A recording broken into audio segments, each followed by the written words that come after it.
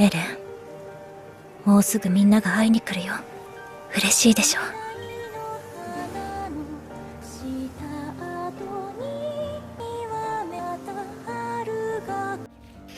Attack on Titan by Hajime Isayama is a shonen manga series, later adapted into a popular anime by both WIT and MAPPA Studios respectively.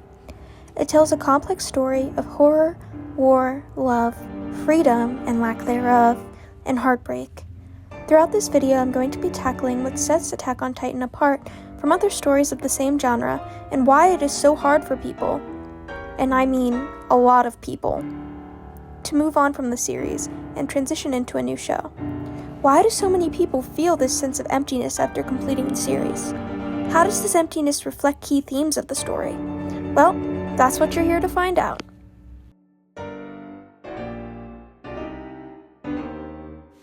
First, let's start off by analyzing the series' epilogue.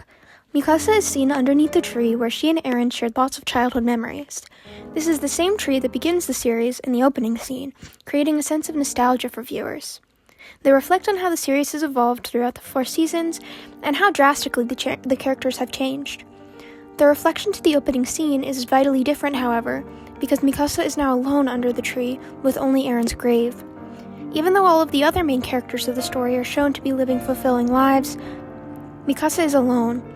It's even implied that she is forever alone, as the ending credits show that she died by this very tree, unable to ever leave Eren's side.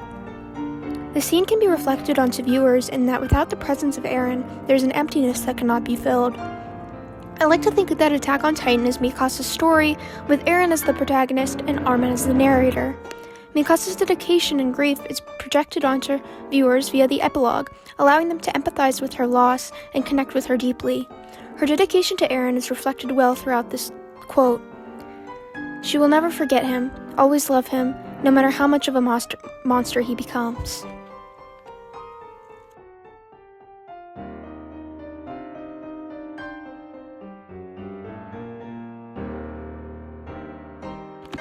Next, I'd like to propose my theory for why Attack on Titan has such a lasting impact on people in comparison to other anime series, and that is Isayama's methodical foreshadowing. I recently did a rewatch of Attack on Titan in its entirety, in an attempt to understand the main question I'm asking in this video. Why has no anime ever impacted me to the same extent as Attack on Titan?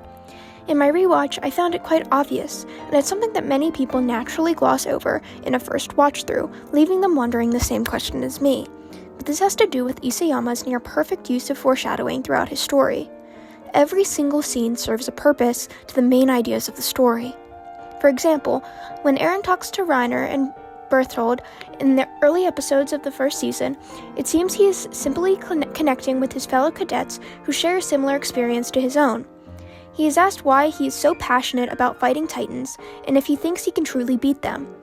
The questions asked by Berthold and Reiner prove to be much more weighted when rewatching the series, as it serves as a fundamental theme regarding Eren's ruthless pursuit to eradicate those who disrupt his freedom, as well as Reiner and Berthold's struggle to understand the people of Paradis and their resistance to the Titans' powers.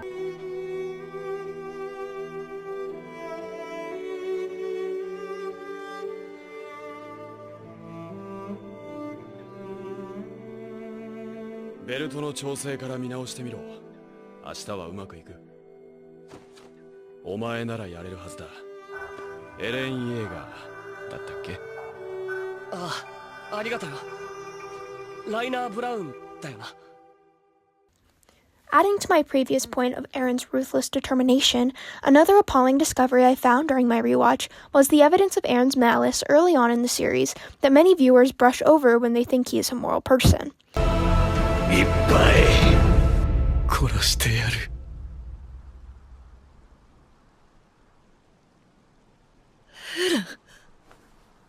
Warning signs of his brutal nature to destroy anything that threatens his freedom are sprinkled in even in the early days of the series.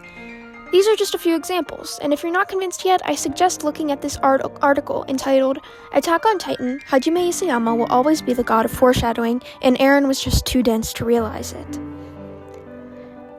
Now what do these few examples tell us about the experience of ruminating with Attack on Titan? It shows us the sheer depth and layers that Isayama contributes to his story, leaving every single moment spent with the characters fulfilling and purposeful. Unlike other anime, it lacks cliché fan service and moments that seem to serve no purpose. Speaking of fan service, let's talk about it. Now, what exactly is fan service? According to dictionary.com, it's material added to a work of fiction for the perceived or actual purpose of appealing to the audience, used especially of material that is risque or sexual in nature. This trope is used a lot in shonen anime, and while it may be appealing for a certain niche of viewers, most people, including myself, are very annoyed by it in most cases. Most anime of the shonen genre have fan service. Whether it's prominent or not depends, but is a common trend shared amongst most popular titles. Rather obvious ones being One Piece or Demon Slayer, there are also small scenes snuck into anime as innocent as Haikyuu. Attack on Titan, however, completely free of it. Now, this mere fact may seem silly as to why Attack on Titan resonates with a lot of people. However, I beg to differ. When you omit any fan service moments from an anime, more time is spent actually developing the female characters. This in turn makes their stories more compelling and relatable, thus making it easier to empathize with their struggles. Take Mikasa for example. Do you think Mikasa's character would resonate with so many people if half her time was taken up by distasteful fan service moments? Certainly not. Although Mikasa is noted to be very beautiful canonically, this fact does not take away from or dull down her character whatsoever. Her beauty is present, but not overly sexualized. This idea can be expanded upon the rest of the female cast, all of them being fleshed out and respected by their writers. And that's about it. I'd like to make a disclaimer that I do not own the assets used in this video, and all credits go to their respective owners. Thank you for watching.